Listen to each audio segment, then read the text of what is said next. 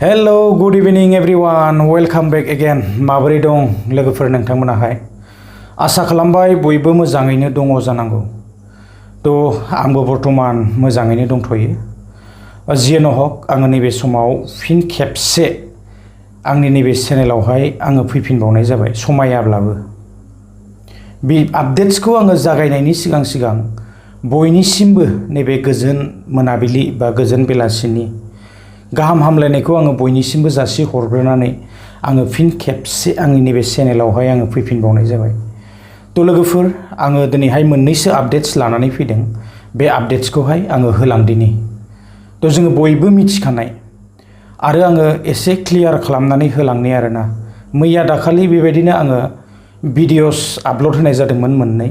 बियो जाबाय रां हाबनायनि सायावहाय। आंनियावहाय कमेन्ट्स फैदों। बिनि थाखायनो आङो बे भिडिअसखौ लानानै फैफिननाय जादों। नङा होनब्ला आङो भिडिअखौ दिनै लाबोनो गोसो गैयामोन आरो जोबोद मेंनाय मोन्दों। एसे खामानियावहाय बिजि दंमोन आरोना। जियानो हक आङो दिनै आपडेट्सखौ होलांदिनि।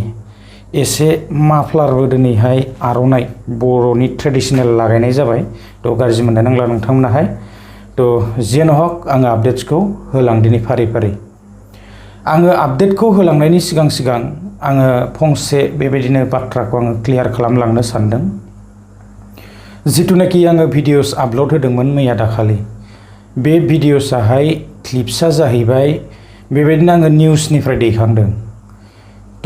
जोङो नुनो मोन्दों बेवहाय सोरबा इउटिउबारा बुंनाय बाथ्रा नङा आरो सोरबा बेवहाय बेबायदि डाइरेक्ट माने निउसनि बिगोमायाबो बुंनाय बाथ्रा नङा। खुद जेरावनाखि साংबादिकफ्रा बेवहाय सोंनायावहाय दिनै बेनिफिसारि बा जायनाखि बेंक एकाउन्ट हल्डार गावसोरनो बेवहाय खुद शेयार खालामदों, जोङो नुनो मोन्दों। बेनिखायनो आंबो बे क्लिप्सखौहाय दैखांनाय जादों आरो दैखांनानै आङो भिडिअसखौहाय बानायनाय जादों।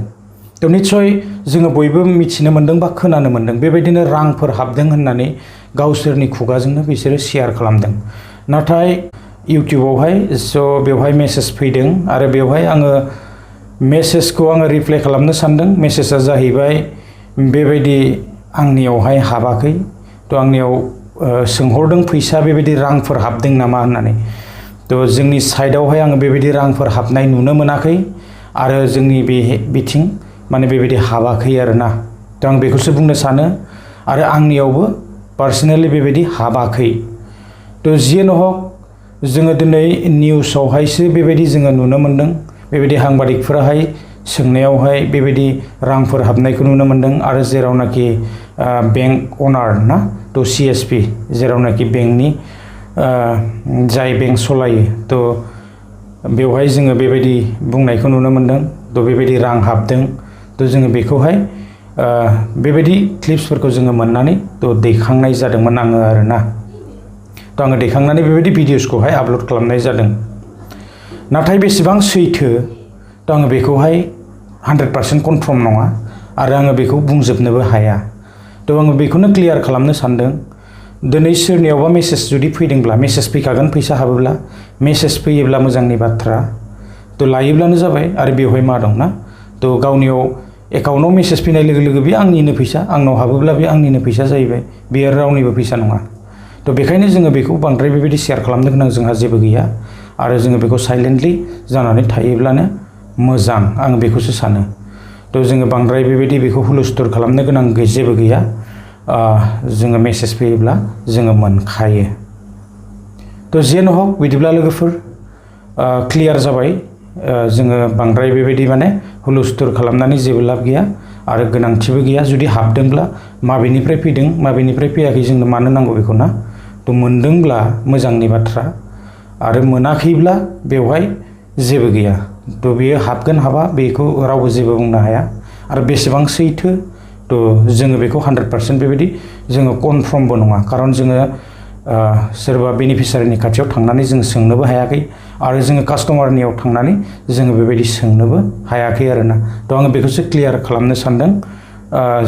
जोङो खोनानो मोन्दों आरो निउसनि गेजेरजों जोङो नुनो मोन्दों आरो नङैयाथ' एथबां माने इजियावनो ओरैनो शेयार जाया। नंगौखायनो बाथ्राया शेयार जादों आरोना। जियानो हक नैबे समावहाय गुबुन मोनसे बेबायदिनो आपडेट्स दंबावो। जोङो बयबो मिथिखानाय आपडेट्स बेयो जाहैबाय गोबां दिननिफ्रायनो बेबायदिनो सोलिबोगासिनोखा। जोंहा नै फुजा खाथिबो सफैबाय आरो बेजों लोगोसे बेबायदिनो PM किसान ना जायफोराहाय दिनै एप्लाइ खालामनानै दङ बेबायदिनो मोनबोबाय थाखानाय आरो नैबे 18 नाम्बार किस्तिखौहाय मोननो थांगासिनो 18 इनस्टलमेन्टखौ। थ' गोबांफोरना बेवहाय बेबायदिनो FTOआहाय माने बेयाव येस जाया ना FTO प्रसिड न' ओंखारो बेवहाय। मानि थाखाय बेबायदि जानानै थायो? जोङो FTO प्रसिडआ येस जायोब्लासो जोङो फैसाखौ मोननो हायो। येस जायागौ मानि जोङो फैसाखौ मोननो हाया आरोना। थ' EKYC खौ खालामनानै ला। EKYC खौ 100% नांथारगौ।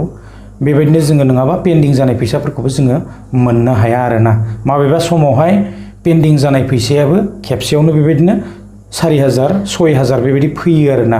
थ' बेखायनो जोङो EKYC खौ खालामनानै लानाया मोजां आरो जोङो वेबसाइटआव गुगोलावहाय थांनानैनो जोङो FTO येस अर न'खौ जोङो चेक खालामनो हाखायो, बयबो जोङो बेखौ मिथिगौ। थ' बेखायनो आङो बांद्राय बिनि सायावहाय बुंनो सानाखै। PM किसाननि गोबां आपडेट फैखायो मबाइलावहाय। थ' आङो बांद्राय बुंबाय थानो सानाखै, बयबो मिथिजोबखानाय आपडेट। थ' जियानो हक 18 नाम्बार किस्तियावहाय बेसेबां मोननो हायो बेखौ जोंनो समासो खिन्थागोन आरोना। थ' बेबायदिनो अक्ट'बरनि 5 तारिखआवहाय मोनगोन होननानै मिथिनो मोन्दों आरो जायफोरा मोनबोबाय थाखानाय थ' मोनगोन बयबो आरो बेबायदिनो जायफोरा गोदानै एप्लाइ खालामनाय ना थ' जायफोरना FTO प्रसिड येस जायो बयबो मोनगोन, खिन्थु न' जायोब्लाथाय मोननाय नङा आरोना। थ' जियानो हक आङो बेखिनि दिनै मोनसे आङो बे आपडेट्सखौनो लानानै फैनाय जादों। आङो भिडिअस लाबोनोबो गोसो गैखायामोन। आङो नैबे फैसा माने हाबनायनि सायावहाय आङो बेबायदि भिडिअस आपल'ड होदोंमोन आरो बेवहाय बेबायदि कमेन्ट्सफोर फैनायनि थाखायनो आङो नैबे भिडिअसखौ क्लियार खालामनो होननानैसो आङो बे भिडिअखौ लानानै फैनाय जादों लोगोफोर। थ' निस्सय नोंथांमोनाहाय गाज्रि मोननांला। आङो दिनैहाय बेखिनि भिडिअसखौनो लानानै फैनाय जादोंमोन। बांद्राय गोलावबो खालामबाय थानो सानाखै, बरिं जायो। थ' जोङो मिथिखानायखौ आरो बखिबाय थानानैबो जेबो लाब गैया आरोना। थ' जियानो हक लोगोफोर, बिदिब्ला नेक्स्ट भिडिअआवहाय लोगो मोनगोन। गोजोन्थों, बाय बाय।